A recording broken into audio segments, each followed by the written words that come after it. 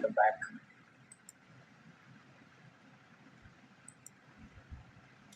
आ जाओ, इंपॉर्टेंट है। ठीक है, एवरीवन पे 100% अटेंशन है, सब लोग आ रहे हैं, अटेंडेंस लगा दो, मिस ना हो इसका कुछ इंपॉर्टेंट है।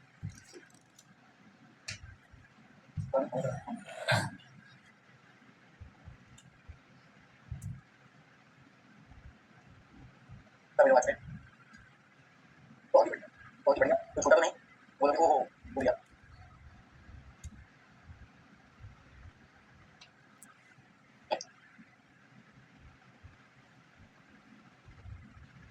चलो, ये क्वेश्चन ऐसे तो एग्जाम में पूछा नहीं, कंसेप्ट क्वेश्चन आपको पढ़ लेंगे। चलो, इस क्वेश्चन को पढ़ने से पहले प्रश्न वैलिडेशन के रूल्स और आपको बताएं, 5 मिनट सारे 5 मिनट लगेंगे। ज्यादा डिटेल जानने की जरूरत नहीं, इतना बता दो तो समझ। जैसे मैंने जीएसटी में दिखा भाई, अगर बायस्ड प्राइस का डर है, बायस्ड प्राइस का डर है, अगर आप 50% स्टडी कर रहे हो तो गवर्नमेंट उस वैल्यू को कंसीडर नहीं करती। फॉर एग्जांपल, आपने किसी अपनी होल्डिंग कंपनी से सामान इंपोर्ट कर लिया, आप जो वैल्यू डिक्लेयर कर रहे हो गवर्नमेंट थोड़ी माने, आपने बोलते कॉस्ट ऑफ परचेज नहीं है, गवर्नमेंट थोड़ी माने। हो सकता है ना कि आप चीटिंग कर दो, गवर्नमेंट का इस केस में रूल्स लेके आए। अब रूल्स इतने बड़ा चला के दिखा रखे हैं, आपको टैक्स कर रहे हो, काम आते हैं क्वेश्चन। रूल नंबर 3 क्या बोलता है? देखो भाई, अगर कुछ भी ऐसा लग रहा है भाई, जहाँ पे बायस नहीं कर रहा, फेयर प्राइस ना आए, तो वहाँ पे आपको वैल्यूएशन रूल लगाने पड़ेंगे। ठीक है, वहाँ पे लगाने पड़ेंगे, तो वैल्यूएशन रूल लगाने पड़ेंगे। तो किस हिसाब से वैल्यू निकालेंगे वो आप देखना। ये बोलता है कि आप है ना आइडेंटिकल गुड्स की वैल्यू ले लो या सिंगल गुड्स की वैल्यू ले लो, तो खूब सारे तरीके बता रखे हैं जो आपको आगे के रूल्स में बताएंगे। रूल्स ऐसा बोलता है सारे तरीके ऐसे हैं, ठीक है, जो आपको आगे के रूल्स में बताया जाएगा और आप उस तरीके से वैल्यू निकालेंगे। जब हमने transaction value shall be allocated provided that there are no restriction as per disposition rules of the good by other restrictions with an imposed. बोला है कि देखो भाई, आप कुछ सामान इंपोर्ट कर रहे हो, पहली बात तो इंपोर्ट है ना, उसके पास कोई रिस्ट्रिक्शंस नहीं होनी चाहिए कि भाई आप इतनी ही प्राइस में बेचोगे, बिल्कुल कंप्लीट इन्फ्लुएंस नहीं होना चाहिए। ठीक है, दूसरा इन्होंने बोला कि रिस्ट्रिक्शंस हो सकते हैं ज्योग्राफिकल एरिया को लेके। जैसे सपोज करो हल्दीराम है, हल्दीराम बोलता है कि भाई मैं जयपुर में सामान नहीं बेचूंगा, हल्दीराम जयपुर नहीं बेचता, वहाँ बीकानेर वाले बेच रहे हैं। नोएडा के अंदर, दिल्ली के अंदर हल्दीराम बेचेगा तो बीकानेर वाला या बीकानेर बेचेगा। जैसे अपने अपने पार्ट्स में, खैर अपन कुछ नहीं जाना है, आपसे मेरे कोई काम करेंगे 1% आपको बताऊं, आपसे सुनते रहना। इन्होंने क्या बोला कि रूल 3 क्या बोलता है कि अगर जहाँ पे आपको बायस प्राइस बेटर है ना, बायस प्राइस हो सकती है, तो आपको वैल्यू लगानी पड़ेगी। और ये बोलता है कि आप उस केस में आइडेंटिकल गुड्स की वैल्यू, सिंगल गुड्स की वैल्यू लो। तो पता है कि आगे रूल्स आपको बताएंगे कैसे आपको वैल्यू निकालनी है। रूल नंबर 4 क्या बोलता है सबसे पहले? रूल नंबर 3 बोलता है कि आगे रूल्स आपको वैल्यू तो बता देंगे, पर आपको है ना, जैसे सपोज करो, इमेजिन करना, मैं, मेरी कंपनी है एकेजी प्राइवेट लिमिटेड, और मेरी कंपनी एकेजी आईएनसी, मैंने इससे भी सामान इंपोर्ट किया, मैं जो वैल्यू में बता रहा हूँ गवर्नमेंट को वैल्यू नहीं, गवर्नमेंट क्या बोलेगी भाई, इस कंपनी से सारिका प्राइवेट लिमिटेड ने सामान इंपोर्ट किया है, एकेजी आईएनसी से सारिका प्राइवेट लिमिटेड ने सामान इंपोर्ट किया है। एकेजी प्राइवेट लिमिटेड ने सपोज करो 10,000 टन सामान इंपोर्ट किया था, सारिका का भी लगभग कितना ही होना चाहिए, ऐसा नहीं कि सारिका का 100 टन ही हो, मैं वही प्राइस दे दूंगा भाई, 100 टन है तो प्राइस ज़्यादा लगाई होगी, तो लगभग सेम क्वांटिटी होनी चाहिए, सेम क्वांटिटी होनी चाहिए, तभी फिर प्राइस आएगा। आपकी मम्मी बाजार से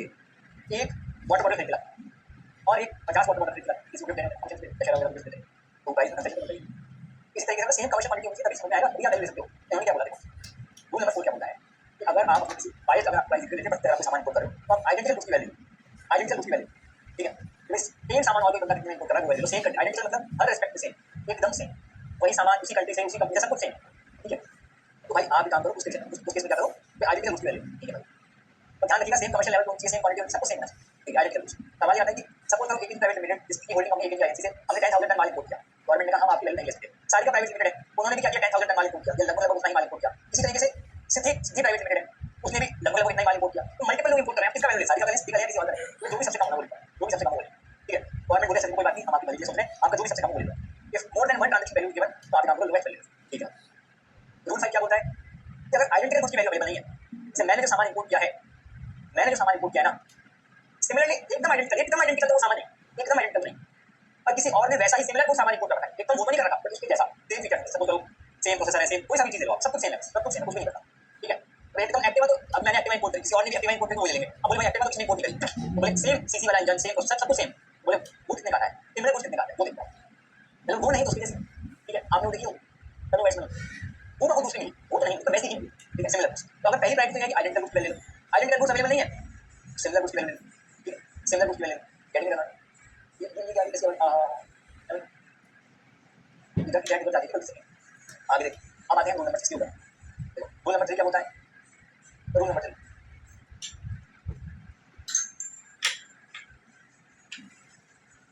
रूल नंबर 3 बोलता है कि देखो अगर आप वैल्यू नहीं, हमारे बायस ट्रांजैक्शन है, तो आप आइडेंटिकल सिमिलर को बहुत तरीके से देखें, उससे आपको वैल्यू निकालनी पड़ेगी। क्या दे दिया रूल नंबर 6, एक कागज वाला क्या जनरल क्या, रूल नंबर 4 स्पेसिफिक रूल बता रखा है आइडेंटिकल की बात। रूल नंबर 5 आइडेंटिकल नहीं सिमिलर। ठीक है, आइडेंटिकल नहीं सिमिलर। ठीक है, रूल नंबर 6 क्या बोलता है, देखो रूल नंबर 6 क्या बोलता है, रूल नंबर 6 बोलता है कि रूल नंबर 4 और 5 से काम नहीं हुआ, नहीं तो कोई बात नहीं, 7 और 8 में चले जाओ। रूल नंबर 6 क्या बोलता है, 4 और 5 से काम नहीं हुआ, आइडेंटिकल सिमिलर कुछ वैल्यू नहीं मिली, 7 और 8 में चले जाओ। भाई क्वेश्चन है फटाफट यहाँ क्या करना है, तू क्यों है, तो हम जाएंगे, तू क्यों है, जैसे पहाड़ है, अब एक बोर्ड लगा दिया, यहाँ घुमाओ है, दिख रहा है, हमको दिख रहा है, तू नई बात क्या बता, बस यही टाइम पास हो रहा है, टाइम पास हो रहा है। Rule number 6, if value can not determine 3 4 5 तो 7 और 8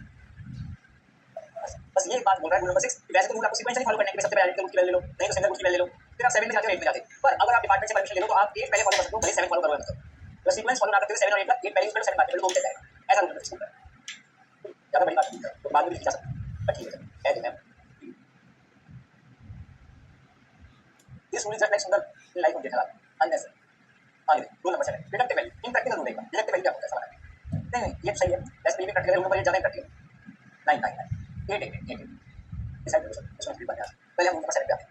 रूल नंबर 7 सिलेक्टिव वैल्यू नहीं डिडक्टिव वैल्यू पर डिडक्टिव वैल्यू ध्यान से सुनना क्या होता है, ध्यान से सुनना,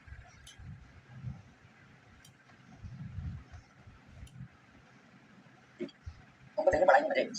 तुमको देखने बस मजे चलते रहे क्लास, ध्यान से तू नहीं दिल्ली मैराथन में जो माहौल बनाते हैं दिल्ली वाले,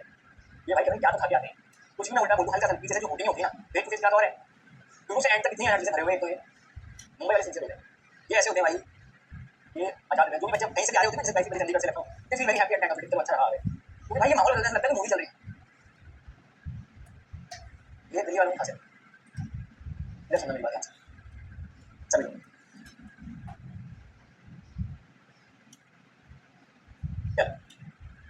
every number rule number 4 identical rules, rule number 5 single rules, rule number 6 फालतू, रूल नंबर 7 पे डिडक्टिव वैल्यू, सरकार बोलती है आपको कोई आइडेंटिकल रूल्स नहीं मिला, आपने नहीं मिला, हमारे जैसे कोई सामान किसने नहीं मिला, सिमिलर भी नहीं मिला, नहीं मिला, तो एक काम कर, बोले आप वो सामान इंपोर्ट कर लो,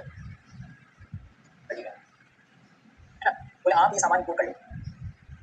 एक मिनट बहुत बोलना सुनो, मैंने क्या बोला कि रूल नंबर 7 क्या बोलता है, आपको ना आइडेंटिकल रूल्स की वैल्यू पता चले ना सिमिलर रूल्स की वैल्यू पता चले, आप क्या करो, आप एक बार इंपोर्ट करके घर ले जाओ, सपोज करो इंपोर्ट की वैल्यू हमें पता नहीं, वैल्यू निकालना है अपन, लेट अपन इसको x x x मान ट्रिपल x, इंपोर्ट की वैल्यू हमें नहीं पता, अब आप क्या करोगे इंपोर्ट करने के बाद उसमें कुछ खर्चे करोगे, post importation expenses, post importation expenses करोगे आप, ठीक है, उसमें अपना प्रॉफिट जोड़ोगे और सेल करोगे और सेल करोगे, ठीक है, ठीक है, क्लियर है, ठीक है, तो आपने सामान इंपोर्ट किया, एक बार बात अच्छे से दिमाग में कई बार कुछ होता नहीं ना, तो हंस के लाते, वैल्यू आपने इंपोर्ट करी, ठीक है, अपन ऐसे लिखते हैं वैल्यू बचपन से ऐसे लिखते आ रहे हैं, ठीक है, वाई वाई वाई लिखते हैं ऐसे लिखते हैं वैल्यू, फिर आपने पोस्ट इंपोर्ट किया, पोस्ट इंपोर्टेशन एक्सपेंसेस और प्रॉफिट ऐड किया और आपने सेल कर दिया और आपने सेल कर दिया, ठीक, आपने सेल कर दिया, ठीक है, सरकार ये बोलती है कि देखो सेल वैल्यू आपको पता ही कि आपने कितने में बेचा, आपने कहाँ बताया, आपने इंपोर्ट के बाद जो खर्चे किए वो लेस कर दो, मैंने कहा ठीक है, और जो अपना प्रॉफिट मार्जिन ऐड किया वो लेस कर दो, मैंने कहा ठीक है, तो डिपार्टमेंट बोल रहा है ये वैल्यू ऑटोमेटिकली कैलकुलेट होकर आ गई जिसमें आपने इंपोर्ट करना, जिसपे आपको इंपोर्ट की देनी पड़ी, मतलब डिपार्टमेंट क्या कर रहा है जितने सेल किया वो प्रॉफिट मार्जिन हटा दो और इंपोर्ट करने के बाद खर्चे हटा दो, वो वैल्यू आ गई जिसमें आपने इंपोर्ट किया, और भी तरीका था ये उल्टी कैलकुलेशन, डिडक्टिव वैल्यू, उल्टी कैलकुलेशन, डिडक्टिव वैल्यू, क्लियर है, तुम्हें पता ही नहीं, आपने ना तो आइडेंटिटी पता ना पता, सरकार बोलती है इंपोर्ट करके कर लेगा बीच में ऑन ऑन बढ़ा के बढ़ा देंगे, बीच में आपने बोला आपने कितना प्रॉफिट मार्जिन आपने बताया, ठीक है, बोला आपने पोस्ट इंपोर्टेशन खर्चे किया, अच्छा लेस करो, प्रैक्टिकली इम्पॉसिबल है, प्रॉफिट मार्जिन कैसे क्या बताएगा, मुझे बताया, ठीक है, ठीक है, चलो आगे बढ़ो, ये तो डिडक्टिव वैल्यू, तो सरकार ने बोला 90 डेज के अंदर कुछ बेचने पड़ेंगे, इस केस के अंदर 90 डेज के अंदर कुछ बेचने पड़ेंगे, रूल नंबर 8 का नहीं क्या होता है, रूल नंबर 8 ये काफी प्रैक्टिकल रूल नंबर 8, ये सब होता है कि भाई ना तो आपको आइडेंटिकल रूल्स मिल रहे हैं ना सिंगल रूल्स मिल रहे हैं, ना ही डिडक्टिव वैल्यू से काम हो रहा है, आप क्या करें, गवर्नमेंट ये बोलती है जैसे एकेजी प्राइवेट लिमिटेड कंपनी है, इसमें सामान इंपोर्ट किया एकेजी आईएनसी से, अब गवर्नमेंट एकेजी आईएनसी के घर में घुसना चाहती है, गवर्नमेंट एकेजी आईएनसी से पूछती है आपकी सामान की कॉस्ट कितनी थी, मेटेरियल कितना लगा, लेबर कितनी लगी, अच्छा और अदर एक्सपेंसेस कितने लगे, अच्छा मतलब उनकी कॉस्ट पकड़ रही है गवर्नमेंट, तुम्हारा रॉ मटेरियल की कॉस्ट क्या थी, लेबर की कॉस्ट क्या थी, अदर एक्सपेंसेस क्या थे, सारे एक्सपेंसेस निकाल रही है, तुम्हारा प्रॉफिट मार्जिन क्या था, चलो बताओ तुम्हारा प्रॉफिट मार्जिन क्या था, अच्छा ये सब निकलने के बाद उनकी वैल्यू निकल जाएगी, वैल्यू ऑफ मशीन, फिर बोलेगी अच्छा तुम पोर्ट करेगी मशीन को, मतलब गवर्नमेंट अब उनको पकड़ रही है, अच्छा तुम्हारी कॉस्ट, तुम्हारा मटेरियल, तुम्हारा लेबर, तुम्हारा एक्सपेंस, तुम्हारा प्रॉफिट मार्जिन कैसे बताओ, फिर तुम पोर्ट ले जाने का फ्रेट, पोर्ट ले जाने का लोडिंग का खर्चा, अच्छा हाँ भाई फिर गवर्नमेंट बोलेगी अच्छा फ्रेट कितना लगा, इंश्योरेंस कितना लगा, इस तरीके से यही वैल्यू निकालेगी गवर्नमेंट, सामने वाले को पकड़ रही है गवर्नमेंट, सामने वाला प्रॉफिट मार्जिन क्यों बताएगा, उसने दिखाएगा तुम्हारे को, गवर्नमेंट डेटा क्यों दिखाएगा, तो ये लोग बोल रहे हैं सर, ठीक है, सर एक ट्रांसफर प्राइसिंग की स्पीड आ गया वैसे, ठीक है,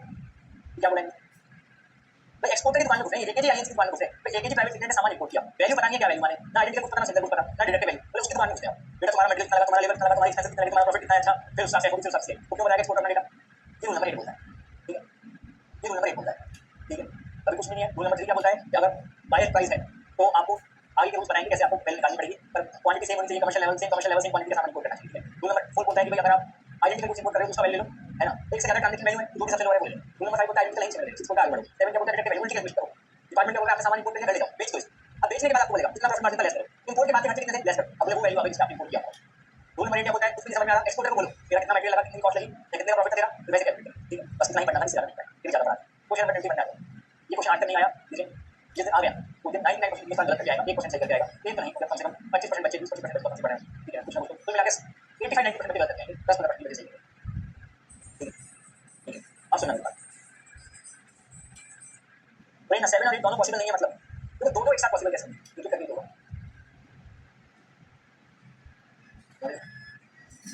6 ये बोलता है कि जरूरी नहीं है कि 7 पहले लगाओ 8 पहले लगा चलो ध्यान से क्वेश्चन नंबर 1 देखो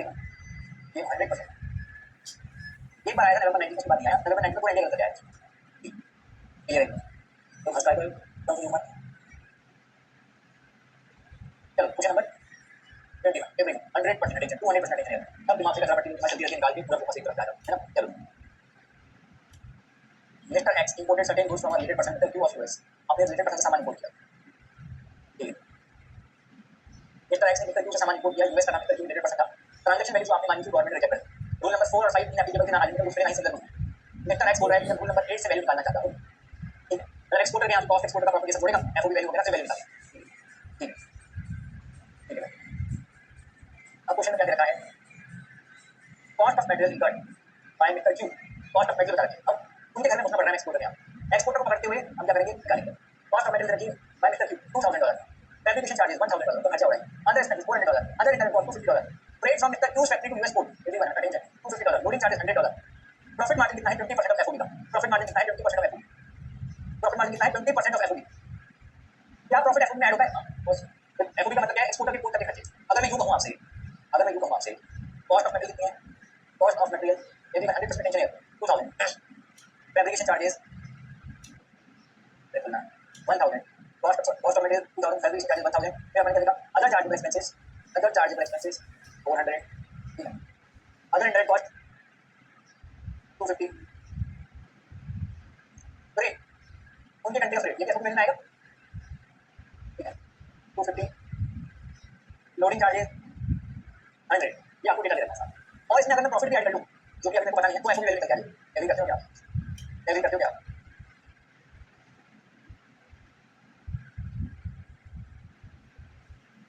ऊपर है हंसने को टॉपिक थी कोई लॉजिक था भाई फिर भी हंस जा रहे कोई मतलब नहीं इधर आओ भाई सीरियसली देखो यार इंपॉर्टेंट क्वेश्चन पे बोलोगे एक बार और टाइम बहुत इतना डिले हो रहा है तो कहता क्यों गाली क्यों आ रही है कैसे गाली देती जल्दी समझ जी अगर मैं कहूं cost of material fabrication other charges सब अगर मैं जोड़ लूं प्रॉफिट तो एफओबी वैल्यू निकल जाएगी तो एफओबी वैल्यू आएगी ठीक है क्वेश्चन में दे रखा है प्रॉफिट है 20% ऑफ एफओबी का प्रॉफिट कितना है 20% ऑफ एफओबी ठीक है देखो कितना हो गया इसका टोटल ये हो गया 3000 3400 3900 4000 हो गया 4000 plus profit equal to FOB आते क्वेश्चन में देखा है कि प्रॉफिट है एफओबी का 20% तो एफओबी को अगर मैं एक्स मान लूं तो प्रॉफिट कितना हो गया 0.2x 4000 0.8x equal to 4000 x equal to 5 चाहे तो आप ऐसा भी कर सकते हो अगर तुमको x समझ में नहीं आता तुम लोग बिल्कुल ही एकदम आज फेल हो तुम अगर तुम एक बार जान सकते हो जब एफओबी का 20% तो कॉस्ट का 25% हो जाएगा जब एफओबी का 20% प्रॉफिट तो कॉस्ट का 25% हो जाएगा तो 4000 में 25% बन जाएगा तो देखो एफओबी के 5000 प्रॉफिट हो गया 1000 एफओबी के 5000 और प्रॉफिट हो गया 1000 समझ में आया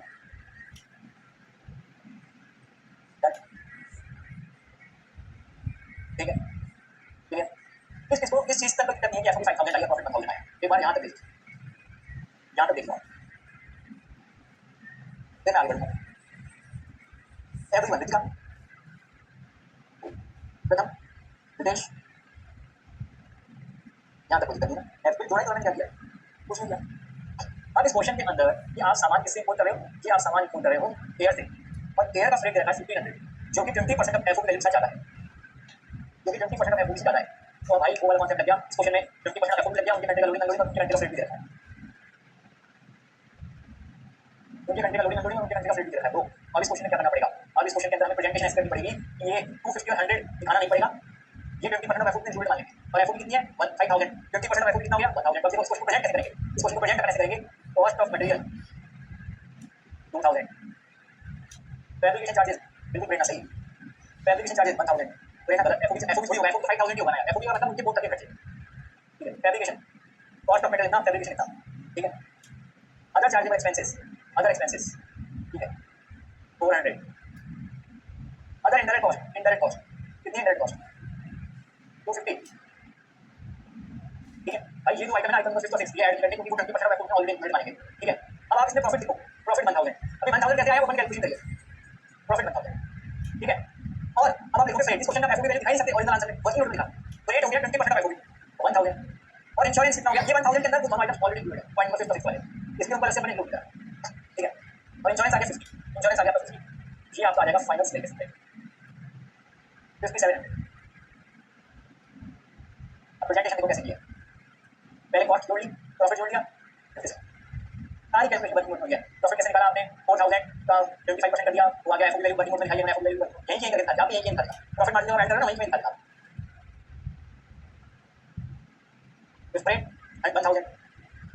अब एक बार इस क्वेश्चन को लिखो, लिखो इस क्वेश्चन को, एनडीआर का हो सकता है कि एनडीआर नहीं, एनडीआर का हो गया आएगा क्वेश्चन अपना बहुत टाइम से पूछना है, स्टूडेंट से नहीं पूछा कि पेपर डिफिकल्ट नहीं बनाते, जिस दिन पेपर कस्टम डिफिकल्ट बनाने की मन करती है वैल्यूएशन यही क्वेश्चन है,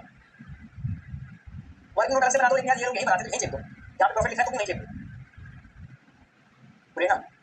आया समझ में, और नहीं दस बार होता है बहुत पास नहीं आया तो बता आया वर्किंग नोट कभी दस बार बहुत है,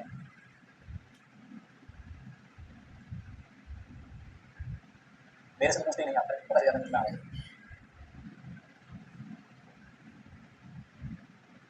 पता मेरे प्रॉफिट वाला एक बार एक्सप्लेन करो, देखो क्या है इसमें विशाल,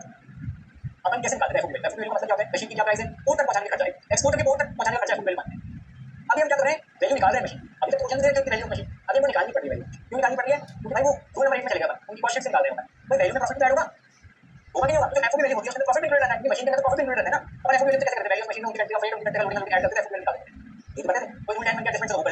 अभी भाई हमको खुद से निकालना पड़ रहा है वैल्यू मशीन, उसमें प्रॉफिट ऐड होगा, प्रॉफिट क्वेश्चन में बोल रखा है कि 20% ऑफ एफओबी होगा, 20% ऑफ एफओबी होगा, तो अब हमने क्या माना, हमने ऐसा मान लिया भाई ये काम करो, प्रॉफिट को एक्स मान, ये cost of the machine fabrication charges सारे खर्चे अपने जोड़ दिए, प्रॉफिट लिख दिया, प्रॉफिट को एक्स मान लिया, और नहीं सॉरी एफओबी को हमने एक्स मान लिया, एफओबी को हमने एक्स मान लिया, क्वेश्चन में बोल रखा है प्रॉफिट जो है वो एफओबी का 0.2 एक्स 20%, एफओबी को एक्स मान लिया तो प्रॉफिट 0.2 एक्स, कर लो कैलकुलेशन, कर दीजिए, ठीक है डन। अभी काम करो, आप एक क्वेश्चन लिखिए, क्वेश्चन नंबर मैं आपको बोलता हूँ, उससे क्लियर हो जाएगी, मैं क्वेश्चन नंबर बता रहा हूँ, आप उसको लिखिए करोगे, क्वेश्चन नंबर 39 आर्टिकल 22 सभी लोग अभी बैठे बैठे करेंगे, रिकॉर्ड वालों आप भी करो, मैं रिकॉर्ड बहुत कर रहा हूँ, 5 मिनट कुछ लिखोगे आंसर जैसे जाने अभी लाइव बात करो क्या है,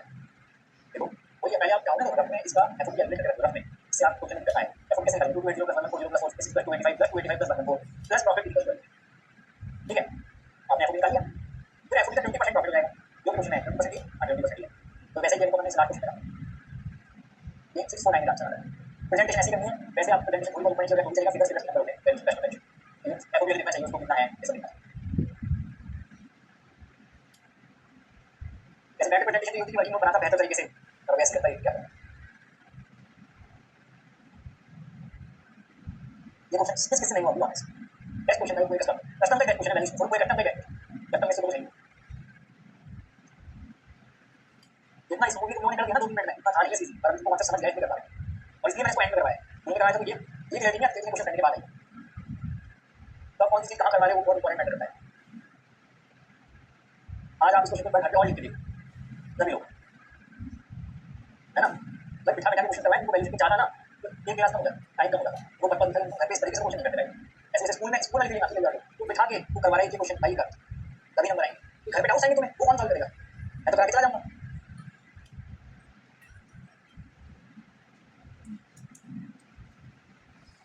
ठीक है। अब इस क्वेश्चन में एंड में लाइन रखी, अगर रूल नंबर 7 के हिसाब से वैल्यू आ गई, अगर ऑफिसर अप्रूव कर देता है रूल नंबर 7 की वैल्यू ले लेंगे, वरना रूल नंबर 8 की वैल्यू निकाल दें,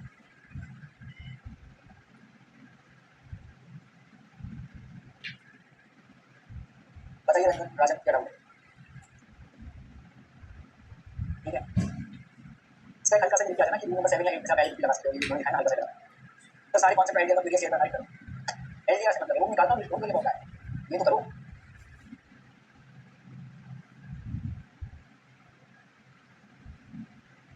ये था क्या उदाहरण क्वेश्चन, यही था उदाहरण क्वेश्चन नंबर 37 करो, 37 तो लास्ट सेकंड क्या होगा, कुछ नहीं, वैसे बोल रहा है कि रूल नंबर 7 के हिसाब से वो वैल्यू आ गई, आप अगर ऑफिसर 7 वाली वैल्यू एक्सेप्ट कर रहे हो 7 वाली ले लेंगे, हमसे तो रूल नंबर 8 से वैल्यू निकल गई, वो निकाल दी,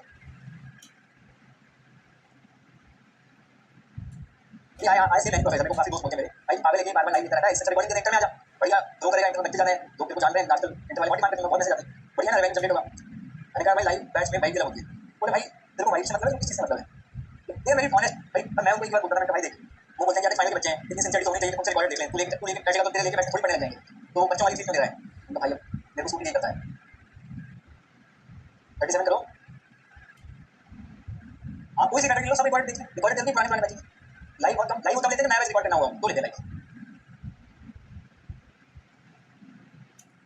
37 डन। गलत जगह पे कन्वर्ट कर दिया क्या आप? क्या बात कर रहे हो? तो क्यों गलत जगह पे किया? या तो सही 25,000 चार्जेस पेड टू, अरे कमीशन है ब्रो, ये भाई कमीशन के अलावा सारे चार्जेस ऐड होंगे। कमीशन ये सही जगह ऐड हुआ है, कन्वर्ट सही किया है लोगों। कमीशन है, ध्यान रखना, इस पॉइंट पे लगा लो।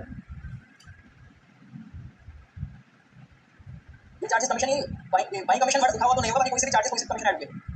ये डिजाइन चार्जेस हो, देखो ऐड करो, डिजाइन लेबर चार्जेस को ऐड कर लगा इस पॉइंट पे, एग्जाम से पहले ध्यान रहेगा इस पॉइंट पे लगा 37 के सेकंड पॉइंट एग्जाम से पहले ध्यान रहेगा, हमको ध्यान है तो भूल जाओगे।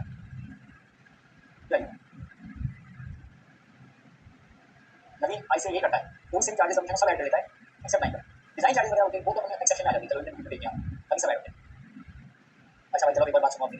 ये ऑलरेडी कॉन्सेप्ट जो मैं आपको पढ़ा रहा हूँ, ये भी है चैप्टर्स की आपकी बॉडी मैंने डाल रखी है, शुरू में मैंने आपको पढ़ाया है कॉन्सेप्ट, और ओरिजिनली कॉन्सेप्ट उसी चैप्टर का है, बट मैंने वैल्यूएशन में डाल दिया। कई बार बच्चे क्या करते हैं, वैल्यूएशन को सीधे देख के जाते हैं, चैप्टर को ज्यादा सीरियस देखते नहीं, पता चला गलती से कुछ भी करने में पहले नहीं थोड़ा सा तो एटलीस्ट वो कॉन्सेप्ट वैल्यूएशन तो कवर हो जाए। इसी माइंडसेट के साथ वो क्वेश्चन मैंने यहाँ पे डाला, क्योंकि भाई वो तो अपने ध्यान दिया नहीं तो कम से कम यहीं से कवर हो जाए वो कॉन्सेप्ट, क्योंकि कॉन्सेप्ट इंपॉर्टेंट है काफी, एग्जाम कुछ पूछेगा इस कॉन्सेप्ट से, तो मैं वो कॉन्सेप्ट बताता हूँ, समझना मेरी बात।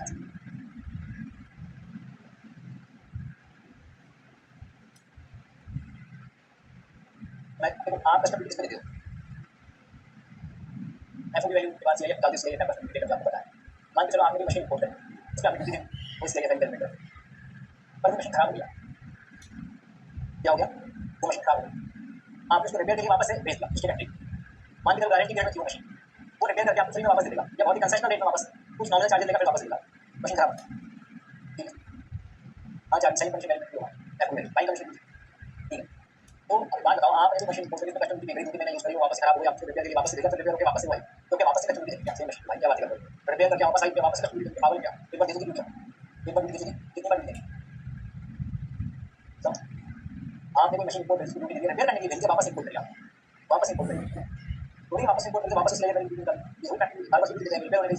तो हमने गवर्नमेंट को बोला कि हम ड्यूटी रिपेयर करने के लिए भेजी, वापस आइए वापस ड्यूटी, पर आपको पता है जैसे आपको 30 साल पकड़ी, आपको पकड़ने के बाद क्या बोलते हैं, सब कुछ सही है, चलो 100 रुपये भेज, वो नहीं तो करवाऊंगा, वो नहीं तो है ना, इस तरीके से गवर्नमेंट ने क्या बोला, ठीक है आपके पास समझ गया, आपको पहले ड्यूटी देनी, लेकिन जो फेयर कॉस्ट ऑफ रिपेयर है, फेयर कॉस्ट ऑफ रिपेयर, जो रिपेयर करने का कॉस्ट लगी ना सामने वाले की कॉस्ट, वो मैंने कहा सर कॉस्ट लगी नहीं, हमारी तो गारंटी पीरियड की मशीन, अरे बोले आपने पैसे नहीं दिए, कॉस्ट तो लगी होगी रिपेयर करने के लिए, वो वैल्यू भले आपने दिए नहीं तो कुछ कॉस्ट तो लगी होगी। सपोज करो मैंने तो रिपेयर करने के लिए सिर्फ $500 दिए, मेरे को 75% डिस्काउंट दे दिया उस बंदे की एक्चुअल कॉस्ट 2000 लगी, डिपार्टमेंट दे रहा 2000, आपने भले 0 रुपए दिए 2000 दो, fair cost of repair plus आने जाने का खर्चा, जाने आपने रिपेयर करने के लिए ट्रांसपोर्टेशन ऑफ फ्रेट इंश्योरेंस लगाया हुआ, जाने का फ्रेट का इंश्योरेंस, आने का फ्रेट का इंश्योरेंस, नॉर्मली तो अपन एक तरफा इंश्योरेंस लेते हैं मशीन इंपोर्ट करते हैं, या तो रिपेयर होकर वापस आएगी तो जाने का भी फ्रेट, आने का भी फ्रेट, जाने का भी इंश्योरेंस, आने का भी इंश्योरेंस, इस freight both to and fro insurance, both to and fro, ये इस अमाउंट पे कस्टमर की देनी पड़ेगी, इस अमाउंट पे कस्टमर की देनी पड़ेगी। अब जैसे आप करो क्वेश्चन नंबर अपन करें अगर, ये कॉन्सेप्ट आपको आगे जब रिकॉर्डिंग देखोगे उसमें मिलेगा, बट अभी बताता हूं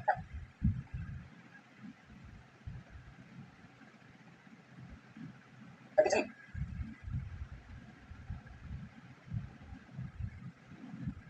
33 वाला क्वेश्चन, 33 था ही मतलब वो करना था, मैं चाह रहा था चलो 33 वाला 33 मैं बताता हूं। कंकन कॉर्पोरेशन आइडिया लगा, वैसे मैं इंग्लिश में बट अभी बता,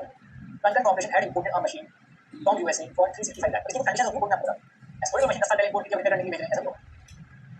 Konkan corporation had imported a machine from USA for 365 lakh on payment in appropriate custom meeting fabric, however July machine वापस रिपेयर करने के लिए भेज पड़ी, this machine was repaired and thereafter re-imported by Konkan corporation development MD, the supplier had provided discount of 60% on the fair cost of repair, और कंकन को $12,000 पे करने पड़े, 60% डिस्काउंट के बाद 12,000 पे करने पड़े, तो जो प्राइस पे करी है ना उस बंदी ने कंकन ने वो 40% पे करी है, 40% कितना हुआ $12,000, 60% डिस्काउंट मिल गया, तो actual fair cost of repair क्या गई, actual fair cost of repair 30,000, 40% of fair cost of repair is 12,000, fair cost of repair is 12,000 divided 40% that is 30,000।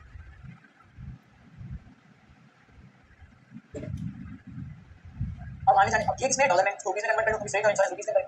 Rupees में कन्वर्ट कर दो, कौन सी रेट, रुपीस में मेंटली की दिन सीआईसी 62 हो गया, 62 रेट से कन्वर्ट किया इसको, और अब आने जाने का फिर इंश्योरेंस जोड़ दिया तो बीसीडी सोल्यूशन से आईजी क्लास। अब एक बार ये क्वेश्चन मैंने मॉक टेस्ट किया, तो आप मानोगे नहीं,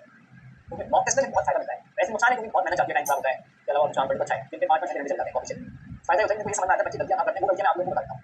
ऐसे बच्चे 12,000 डिवाइड बाय 60%, 40% करना चाहिए, 60% पूरा आंसर गलत हो गया, एंटर 0।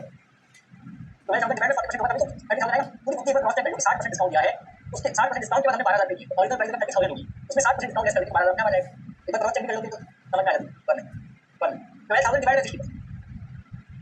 और पूरी कथा मैंने यही किया था, वो तो मैथमेटिक्स और यूआई सीखा था, ये बंदा रहा है 60% डिस्काउंट के बाद 12,000 पे करना पड़ा। मैं तुम्हें बोल रहा हूँ कि मेरी क्लासेस मैं तुम्हें 60% डिस्काउंट के बाद 11,000 रुपये दूंगा। मेरी क्लास कितनी दी भाई? किस क्लास में से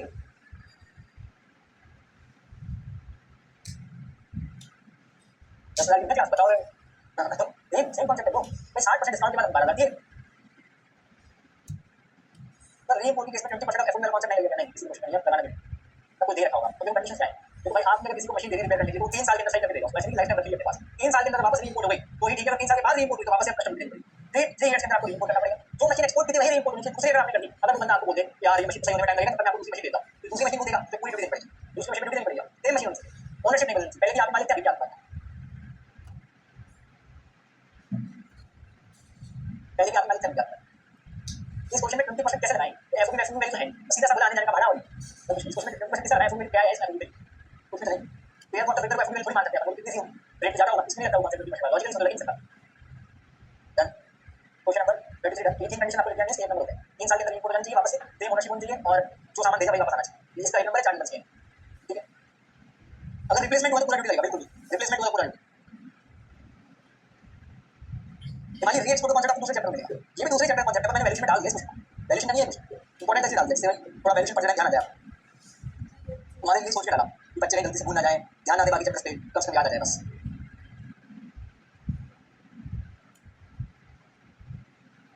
क्वेश्चन नंबर 38 करो। स्टार लेवल आइडिया 38 करो।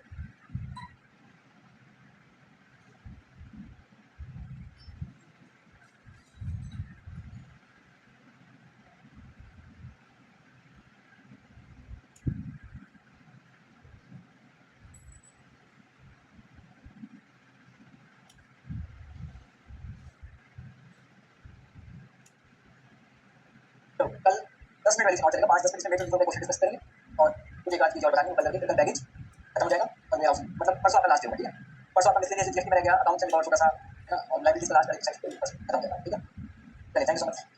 It was really nice meeting. Hello, परसों करेंगे सब डिस्कशन, अभी चलते हैं। ठीक है, I hope well thank you so much, important है।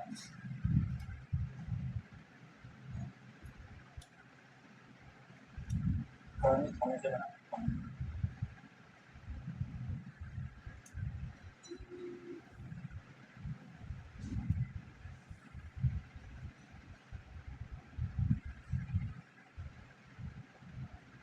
सभी लोग आ चुके हैं,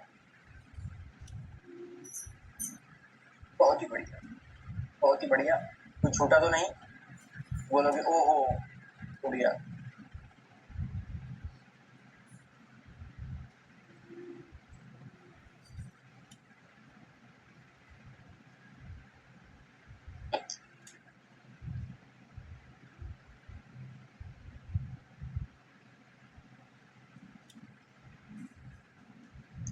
चलो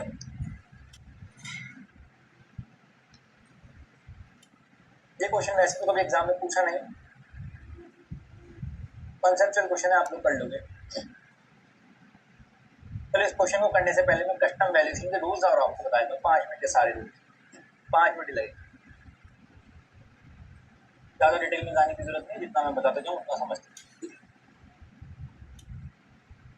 जैसे अपने जीएसटी के केस में भी देखा भाई, अगर बायस्ड प्राइस का डर है, बायस्ड प्राइस का डर रहता है जब आप रिलेटेड पर्सन से डील कर रहे हो, तो गवर्नमेंट उस वैल्यू को कंसिडर नहीं करती। फॉर एग्जाम्पल आपने किसी अपने होल्डिंग कंपनी से कोई सामान इंपोर्ट कर लिया, आप जो वैल्यू डिक्लेयर कर रहे हो वो गवर्नमेंट थोड़ी माने। आपने तो बोल दिया कॉस्ट ऑफ मशीन इतनी है, गवर्नमेंट थोड़ी माने। हो सकता है ना कि आप चीटिंग कर दो। गवर्नमेंट ने कहा कि इस केस में हम रूल्स लेके आएंगे। ठीक है, अब रूल्स इतने बड़ा चढ़ा के दिखा रखे, मैं आपको तरह तरह बता जाऊंगा कि काम आते नहीं है क्वेश्चन में। ठीक है, रूल नंबर 3 क्या बोलता है? देखो भाई, अगर कुछ भी ऐसा लफड़ा है भाई, जहाँ पे बायसनेस का डर हो कि भाई फेयर प्राइस ना आए, तो वहाँ पे आपको वैल्यूएशन रूल्स लगाने पड़ेंगे। ठीक है, वहाँ पे आपको लगाने पड़ेंगे, वैल्यूएशन रूल लगाने पड़ेंगे और किस हिसाब से वैल्यू निकालेंगे वो आप देखना। तो ये बोलता है कि आप है ना आइडेंटिकल गुड्स की वैल्यू ले लो या सिमिलर गुड्स की वैल्यू ले लो खूब सारे तरीके बता रखे हैं जो आपको आगे के रूल्स में बताएंगे। रूल्स भी ऐसा बोलता है कि खूब सारे तरीके ऐसे हैं, ठीक है, जो आपको आगे के रूल्स में बताया जाएगा और आप उस तरीके से वैल्यू निकालिए। इन्होंने बोला transaction value shall be adopted provided that there are no restriction as to the disposition use of the goods by the buyer other than restrictions which are imposed. बोल रहा है कि देखो भाई, आप कोई सामान इंपोर्ट कर रहे हो, पहली बात तो जो इम्पोर्ट है ना उसके पास कोई रिस्ट्रिक्शंस नहीं होनी चाहिए कि भाई आप इतनी ही प्राइस में बेचोगे, बिल्कुल कंप्लीट इन्फ्लुएंस नहीं होना चाहिए, ठीक है। दूसरा इन्होंने बोला कि रिस्ट्रिक्शंस हो सकते हैं ज्योग्राफिकल एरिया को लेके। जैसे सपोज करो हल्दीराम है, अब हल्दीराम बोलता है कि भाई मैं जयपुर में सामान नहीं बेचूंगा, हल्दीराम जयपुर में नहीं बेच सकता, वहाँ बीकानेर वाला ही बेचेगा। यहाँ नोएडा के अंदर, दिल्ली के अंदर हल्दीराम बेचेगा तो बीकानेर वाला या बीकाजी नहीं बेचेगा, बीकाजी। ऐसे अपने अपने एरिया बांट सकते हैं। खैर अपन को इन सब में नहीं जाना है, आप सिर्फ मेरे कोई काम का नहीं है, 1% मैं आपको बता रहा हूँ, आप सिर्फ सुनते रहना। इन्होंने क्या बोला कि देखो रूल 3 क्या बोलता है कि अगर जहाँ पे भी आपको बायस्ड प्राइस का डर है ना, बायस्ड प्राइस की प्राइस बायस हो सकती है, तो आपको वैल्यूएशन रूल लगाने पड़ेंगे। और ये बोलता है कि आप उस केस में आइडेंटिकल गुड्स की वैल्यू लो, सिमिलर गुड्स की वैल्यू ले लो। फिर बताता है कि आगे के रूल्स आपको बताएंगे कि कैसे आपको वैल्यू निकालनी है। तो रूल नंबर 4 क्या बोलता है सबसे पहले, रूल नंबर 3 ये भी बोलता है कि भाई आगे के रूल्स आपको वैल्यू तो बता देंगे, पर आपको है ना, जैसे सपोज करो, इमेजिन करना, मेरी एक कंपनी है केकेजी प्राइवेट लिमिटेड, एक कंपनी है केकेजी आईएनसी, मैंने इससे कोई सामान इंपोर्ट किया, तो मैं जो वैल्यू में बता रहा हूँ गवर्नमेंट वो वैल्यू नहीं मानेगी। गवर्नमेंट क्या बोलेगी कि भाई इस कंपनी से सारिका प्राइवेट लिमिटेड ने भी सामान इंपोर्ट किया है, केकेजी आईएनसी से सारिका प्राइवेट लिमिटेड ने भी सामान इंपोर्ट किया है। केकेजी प्राइवेट लिमिटेड ने सपोज करो 10,000 टन सामान इंपोर्ट किया था, सारिका का भी लगभग इतना ही होना चाहिए। ऐसा नहीं कि सारिका का 100 टन ही हो मैं वही प्राइस ले लूंगा, भाई 100 टन है तो इसकी प्राइस ज़्यादा लगाई होगी। तो लगभग सेम क्वांटिटी ही होनी चाहिए, सेम क्वांटिटी होनी चाहिए, तभी फेयर प्राइस आएगी। अब आपकी मम्मी बाजार से एक वाटर बॉटल खरीद के लाती